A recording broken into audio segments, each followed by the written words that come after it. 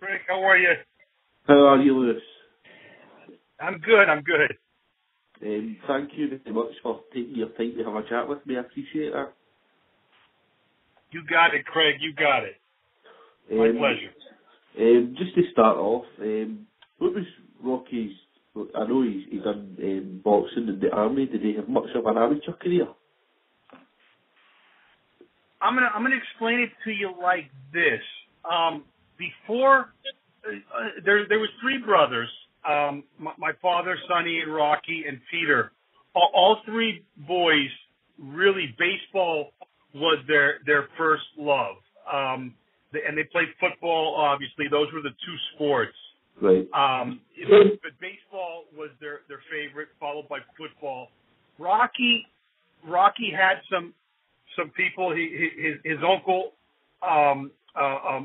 Mike Pacento, that thought early on that he had some boxing ability. Obviously, in the neighborhood growing up, Rocky was not a troublemaker, but Rocky was he was the guy to always go up against the bully. And soon, guys in the neighborhood knew that if there was any problems, Rocky could take care of them. Yeah. Rocky got into a fight with a young neighborhood a guy one day, and he knocked the guy out. And he went home and he said, Pa, he said, I'm scared. And Pa said, what's wrong, Rocco? And he says, I'm afraid I could kill somebody, because I hit so hard.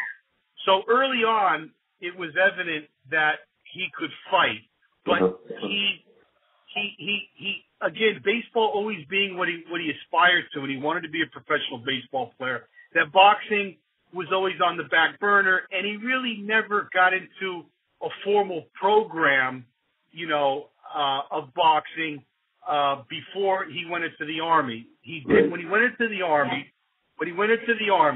He had an incident, and this is well documented, and it's a place called the Swansea, in Swansea, Great Britain. I'm sorry, it's called the Adelphi. It's called the Adelphi. It's a pub in Great Britain. Are you familiar with that story or no? Yes. Yeah, so Rocky, that was the genesis where Rocky went in there. You know what happened. I'll be quick with it. But Rocky went in there with some other U.S. GIs. Rocky, not being a big drinker, or really I don't even think he was drinking at all in those days, ordered a glass of milk. And there was a big Aussie, a merchant marine. I'm sure the legend grows larger, but he was, they say he was a very big guy, very big.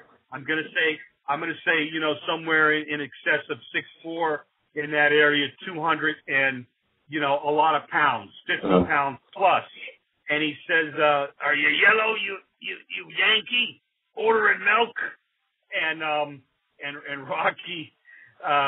Rocky approached him, and he said, what? And the guy said it again, and Rocky hit this guy and put him down and stood over him and said, who's yellow now? And so his fellow GIs, man, they said, geez, Rock, why don't you think about going out for the boxing team? And so he did.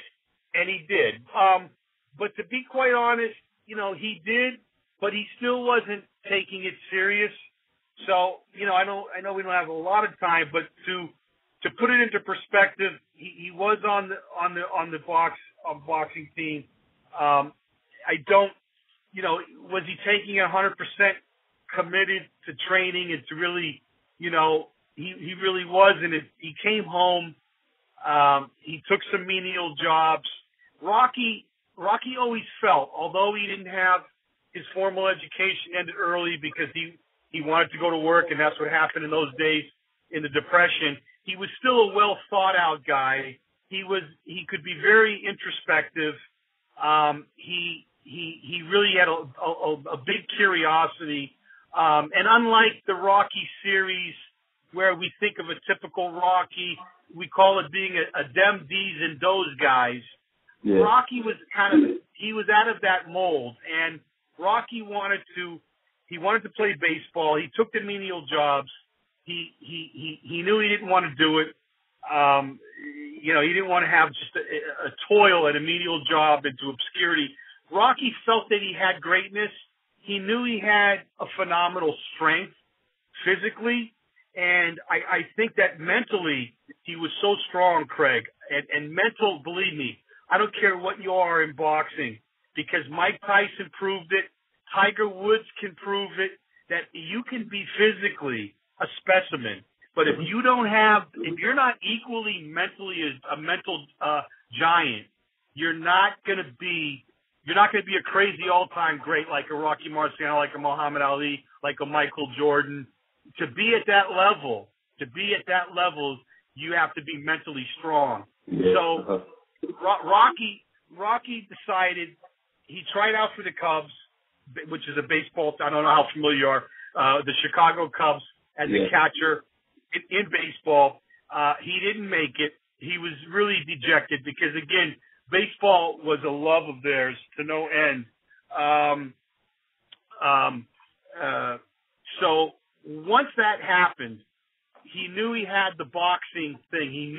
I shouldn't even say boxing. He knew he could fight. He knew he was a fighter. He knew that. And so people started saying, Rock, what are you going to do? Ali Colombo, his cousin, said, Rock, you can do it. I know, I see it in you. You got it. You can do it. And so it was at that point. So Rocky fell into boxing, not because he was crazy in love with the game, believe me, but what he knew is he didn't want to toil in obscurity as just an everyday Joe, because he felt that he had greatness in him. And, excuse me,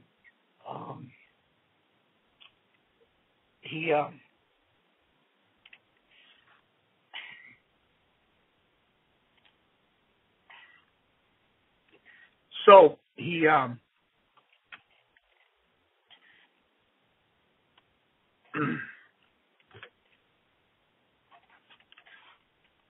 sorry about that.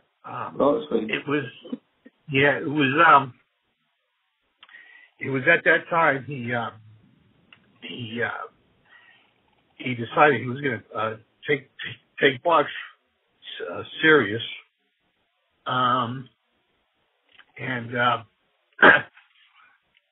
but it didn't happen immediately. He started fighting in the amateurs, and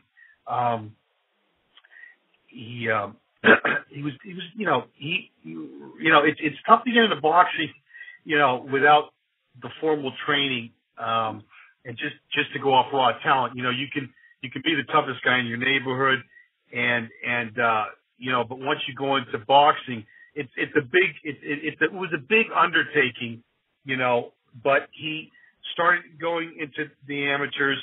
He had success. He hurt his hand very badly, and so he suffered some losses in the amateurs. Of course, he was never knocked out. He was never hurt. He wasn't in the greatest shape. And there was a watershed moment that involved, my father was there, and he went into to Boston to spar, and he sparred a big Irishman, I believe it was Red Connolly, who he would later fight. He was a big Irishman, big strapping guy. And Rocky had a terrible workout, and my father was walking back with him. Rocky would walk and forego transportation as additional training. So he would walk miles, and my father would do it with him. And so they were walking home, and my father, he says, Rocky, you look terrible. Jeez, And Rocky said, it won't happen again. He said, if I'm gonna stick with this, he said, I'll from now on, I'll always be the better conditioned fighter in the ring.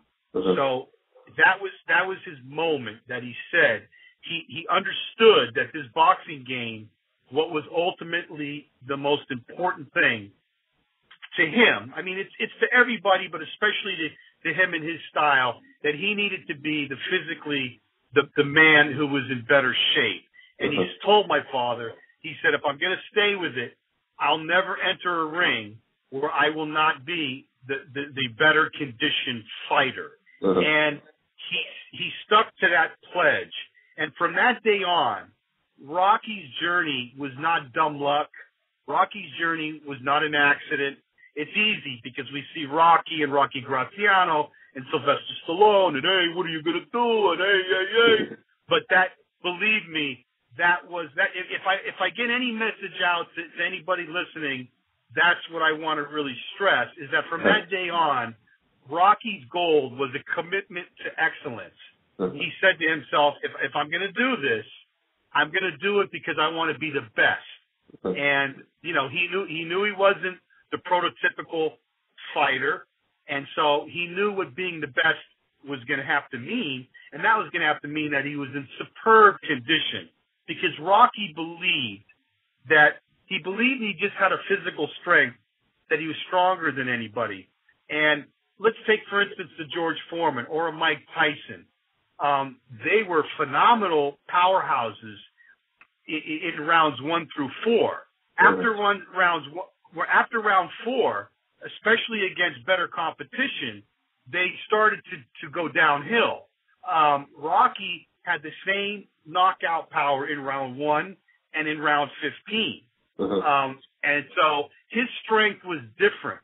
Foreman was a brute strength. It's a clubbing strength.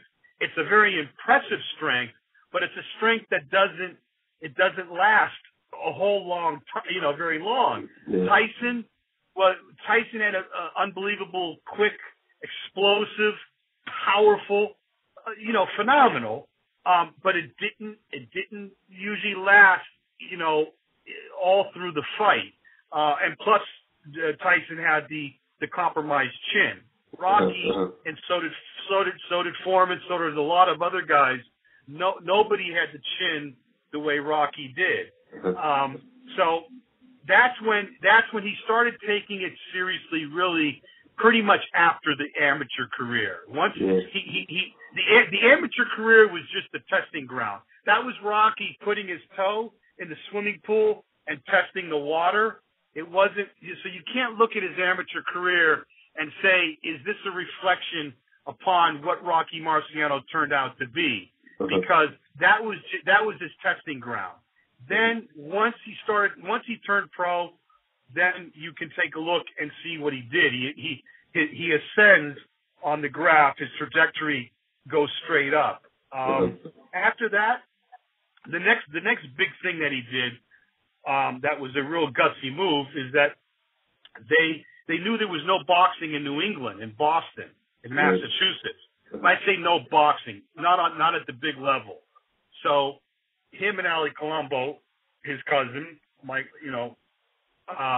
hitchhiked from Brockton to New York City, and they went to the Madison Square Garden, and they picked out Al Well, who had a lot of pull, who was the matchmaker at the Garden, who was a very influential guy in boxing, because Rocky knew that he needed to be with a guy that was the big time, that could move him.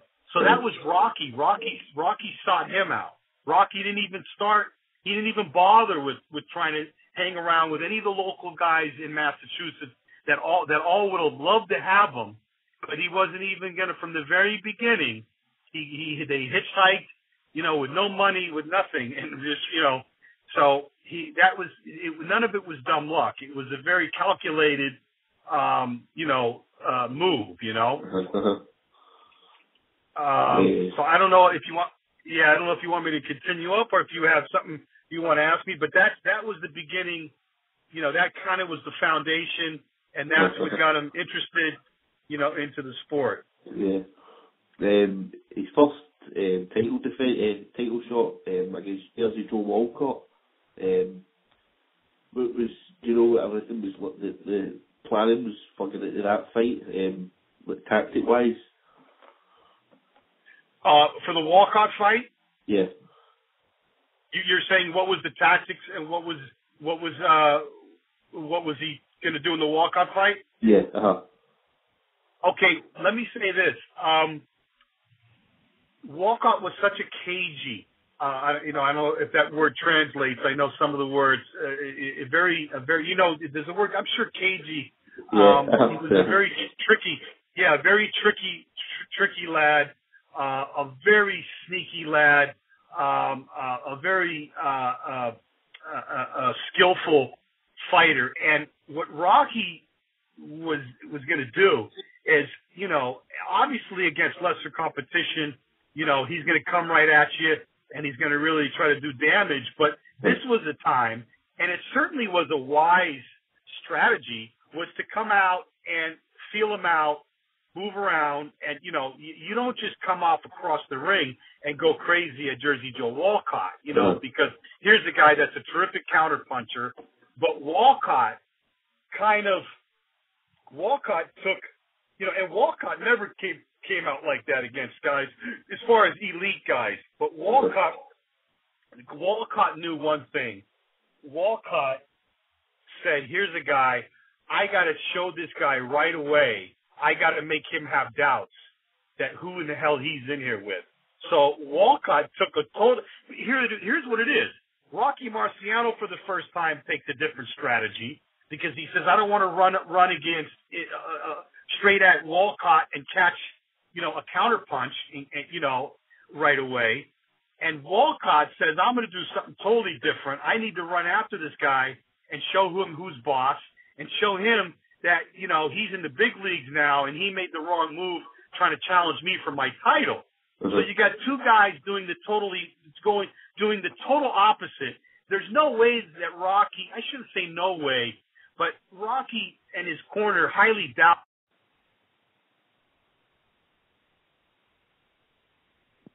the stars. He obviously faced the great Joe Louis, who still was, was still Joe Louis, and but he knew that he had a quicker and a clever Jersey Joe Walcott. So his plan was to kind of feel him out, not walk into anything, try to get some range, try to get comfortable with Walcott, try to see what Walcott has, and make sure that he's avoiding Walcott's punches. And then he was going to, he wasn't going to reinvent the wheel. He was still going to go at Walcott's body and try to break Walcott down. And, Rocky didn't worry about scoring punches, because if Rocky did that, he wouldn't have been able to break a guy down. So Rocky was just wanted to be rough on you and just to bang you everywhere he could bang you, in the elbow, in the shoulder. He didn't care. He didn't look at it like some guys do today. I'm only going to throw clean scoring blows. If Rocky did that, Rocky wouldn't have been Rocky. So Rocky just wanted to touch you. Rocky wanted to touch you, and because Joe Louis said that even when Rocky touched you on accident, he just hurt you, and he took something out of you. So Rocky wanted to touch you because he was trying. That was part of the draining process, part of the process to break you down. And so that was his strategy. His strategy was to go in there and not be careless and not get caught, and then go back to his normal thing, which is, hitting you in the body and slowly bringing your guard down. And then in the middle to late rounds, going for the better headshots. You follow me? And, Rocky was blinded in that fight for about a good 3 rounds. Right. He was totally blinded, which is, the other day I saw a UFC fight, and the guy had a little bit, he really didn't even have a mouse, and he said, he didn't want to fight, he couldn't see. Rocky was totally blinded in there with a guy like Jersey Joe Walcott. How he didn't get, stopped is a miracle, because he was seeing two different fighters, and really a difficult task, He had 2 fights with Edward Charles. The second one was voted the fight of the year in 1954. Was there some controversy surrounding that fight? One more. I'm sorry, Craig. Was there something? What did you say? Was there some controversy in that fight because of the cut nose? Yeah, did you say, was it troublesome? Is that what you said? Is there some controversy? Geez, Craig, I'm sorry. After you say something, I'm having trouble picking up what you're saying. Was there some controversy? Was it trouble? Was there some trouble with it? Spell the word? With the cut? Was there trouble? Is that what you're saying? Yeah, with the cut on the nose. Oh, sure. Oh, sure it was. Yes. What happened in that fight? We're pretty sure that it was an elbow, and what not intentional, but it was an elbow. And what happened was Rocky comes back. I think it's for the what round is it now? The 7th. When he gets cut, when he takes him in the 8th or in the 9th. So the round before, he comes back to the corner. And, Rocky never complained, but he knew something was wrong because if you've seen pictures, you know that the cut was, a good 3-4 inch, it was quite a big cut, and it looked like someone had just taken a scalpel. So Rocky comes back and he's like, what's going on? So his corner says, no, Rocky, nothing. You just got a little bloody nose. And Rocky's like, you sure? This feels different. And they said, yeah. So Rocky goes back out, and I think it was Freddie Brown, the referee, comes back, and after the next round, in other words, he gets cut, he goes back, his corner bullshits him, he goes back for the next round, and then he comes back to the corner now for the second round after he gets cut, and Freddie Brown comes to the corner and he says, listen guys, Al, well, I'm going to give you one more round because it's Rocky.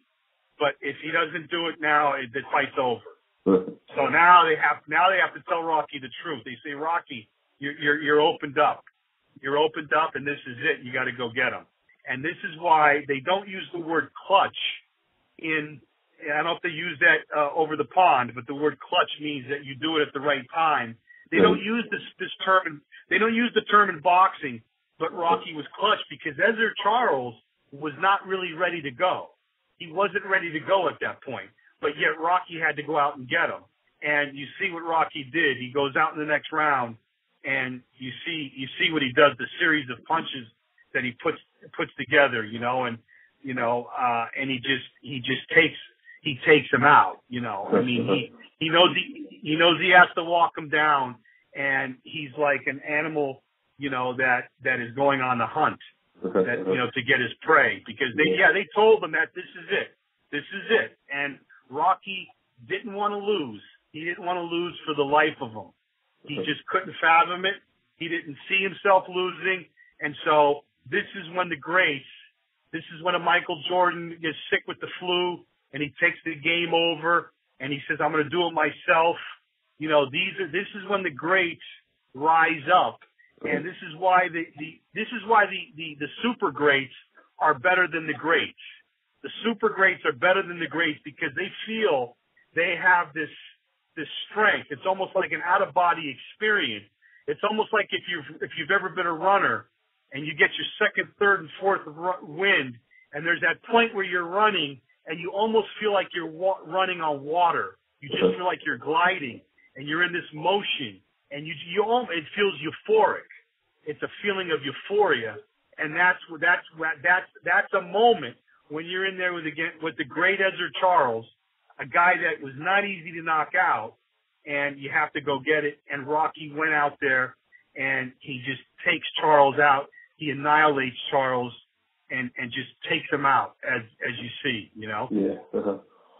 Rocky's last fight was against Archie Moore. Was Archie an idol of Rocky? Do you know?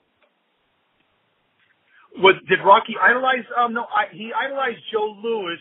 I think he had great respect for Archie Moore, but no, Joe Louis was the one that he idolized. But Moore he had great respect for. But back at the time, Moore was a guy who was a fantastic master boxer, as you know. And he hadn't been given a chance, which was, if you were a black fighter, it was a tougher road to hoe. If you were difficult like Moore, it was even going to be more difficult. And Moore, Moore had been looked over and not given a shot for so many years, and so Moore was very progressive, very ahead of his time, and he went on his own marketing. He was very ahead of his time. He went on his own PR, public relations, and marketing tour, and he actually was holding up posters of Rocky, wanted dead or alive, telling him, "Don't be a chicken, fight me," and it worked. I mean, before social media, he went out there and he was able to make enough noise, and and so he got the fight. He got the fight, and what I want to say is that Rocky was learning as a professional. If you look at Rocky's fights in the beginning against Ronald Lastarza, against Rex Lane, against Lisa Vold, he was sick that day and he looked very crude. Even against Joe Louis, he starts slipping under the jab, but it all comes to fruition with the Archie Moore fight. When you can do that to Archie Moore, and when you can roll with punches, and when you can hit Archie Moore like that, and for Rocky, he has a rhythm in that fight. I always say Rocky's fight style doesn't manifest itself in what we know as the typical artistry of boxing. So sometimes people can't appreciate it. He doesn't look like a Sugar Ray Robinson. He doesn't look like Ali. He doesn't look like Sugar Ray Leonard. But at that fight, if you watch it, he's looking totally different now. He's totally he's come leaps and bounds from his earlier days. You see him rolling under punches. You see him just hitting Archie Moore in this strange motion that he's clubbing him. And at the end of the fight, Archie says to him, "Rocky, how did you hit me like that?" And Rocky showed him how he did it. He almost did it like a jackhammer, like a billy club. Archie Moore said, I thought I was getting beaten with a billy club. But if you see that fight, if you watch that fight on tape, and you see what Rocky does, how Rocky breaks him down, how when he's on the ground, when he's on the mat, and he has, hold on one second. Are you still with me? Yeah. Okay. When Archie Moore gets knocked to the canvas and he's got both of his arms in the corner on the ropes, and you see him shaking his head, he's totally exhausted. He's been totally just annihilated, by Rocky. And I always enjoy that fight. I mean, listen, I have a lot of appreciation for Archie Moore. I don't revel in seeing Archie take so much punishment, and he was a tough son of a gun. But I do enjoy Rocky, how he did it. He's combining his brute strength with an artistry, and he's slipping under and he's rolling away from punches, and he's hitting Moore on the head. Now Moore, obviously, Rocky misses with a series of punches, and he misses with the last punch, his overhand right. And what I want to tell you is that in both the Walcott and the Moore knockdown, first of all, you have some of Rocky's critics saying, well, you got floored. Let me say this. You have two of the cagiest fighters, heavyweight fighters in heavyweight history that were known for being fantastic counterpunches. And in the Moore punch, Rocky has all of his weight forward. And, listen, Moore backs up and throws that right hand, that sneaky right hand, and Rocky goes down. And on that one, Rocky pops right back up.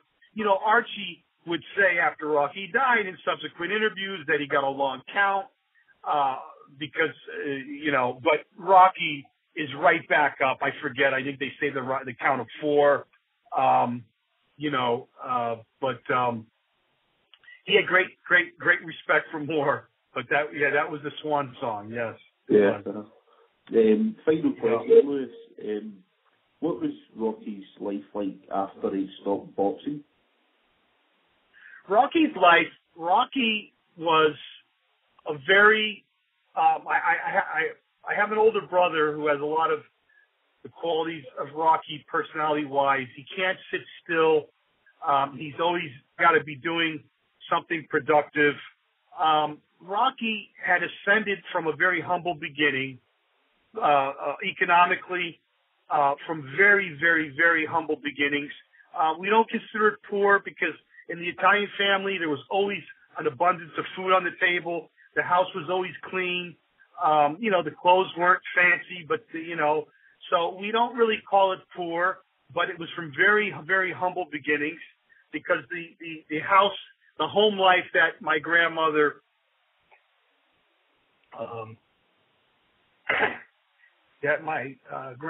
provided was a very loving home. So, but what I'm getting at is that when you come from humble beginnings like that, from a small town, and when you ascend to, at that time, which was the pinnacle in sports, the heavyweight champion was the top of the food chain, and you're rubbing shoulders with presidents of the United States, with gangsters, because everybody did. It was always, not that he got involved in criminal activity, but, you're rubbing shoulders with the biggest A-list celebrities, the biggest people in business, the Bill Gates and the Zuckermans of that time, business people. He was very interested in business people. You want to gain the benefit of those fruits. You want to enjoy the contacts, the A-list contacts that you've made. They all want to be around you. They want you in their company. And so you don't want to just sit at home. You want to travel and, you want to do deals. You want to make money and you want to travel the world. And, it's exciting. You're hopping from plane to car to bus to, you're traveling. And so he was, he was a bit of a nomad. He still had his family life and he had, his wife and his daughter, but, he was being pulled and he was being called to go out and to take advantage of the contacts that he had, to take advantage, to go and see the people that all wanted him around. And so he was doing business deals. He was doing appearances. He had restaurants. He had, he had some business dealings that didn't go well. They're documented. I'm not going to try to, but he was just out there. He was hustling. He was making it happen. And there was an excitement. That's an exciting thing. I'm in Chicago today. I'm going to be in California tomorrow. I'm going to be back in New York, over here. He had his TV show. He had the main event. He had a TV show. So Rocky was hustling. That same drive that made him a champion fighter, that never give up attitude, that's still in your veins when you stop fighting. So, he wasn't going to be, he wasn't just going to sit at home, obviously he still went back home.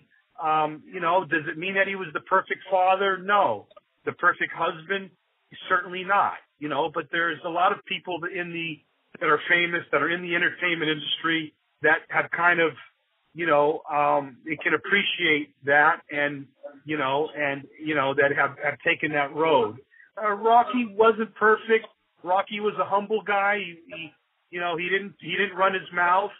But there was some guys that ran their mouth. Rocky would say, get him aside. And Rocky would have a talk with him, and Rocky might stick his elbow in your chest if you got out of line.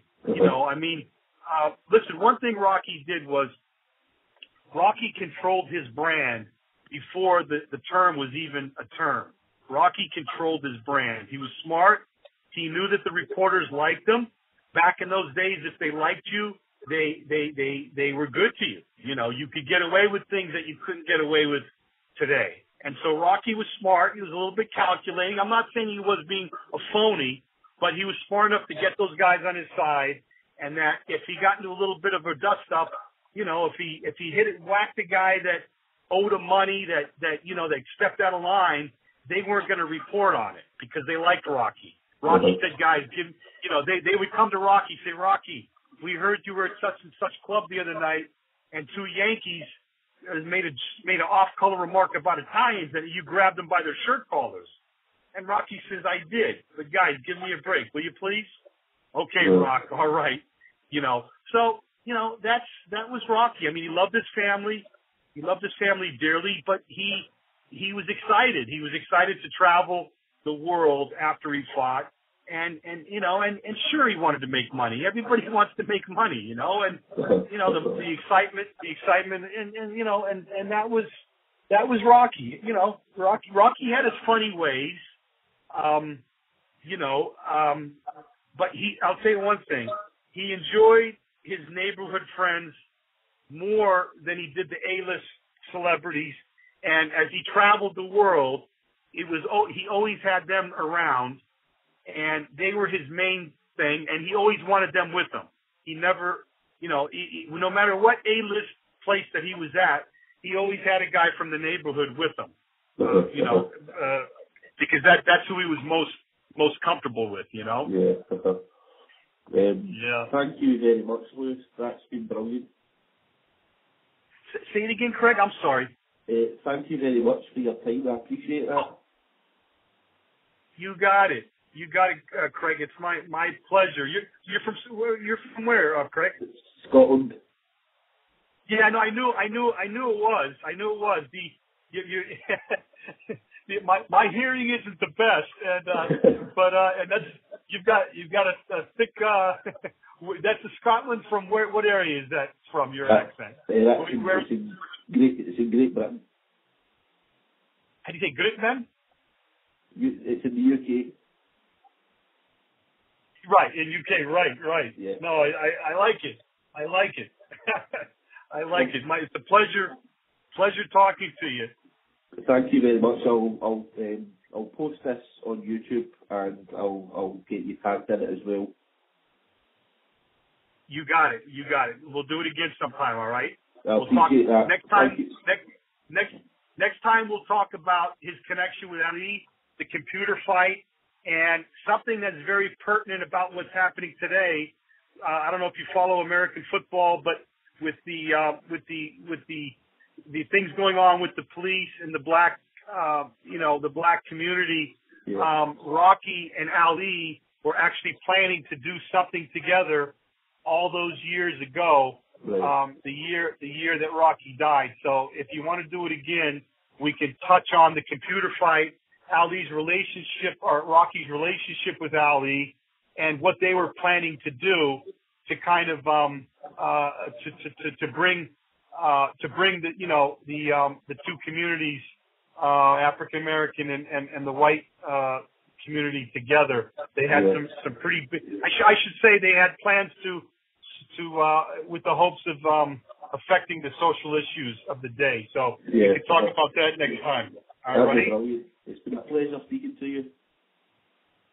Got it. My pleasure. Talk to you soon, Craig. All right. Thank you.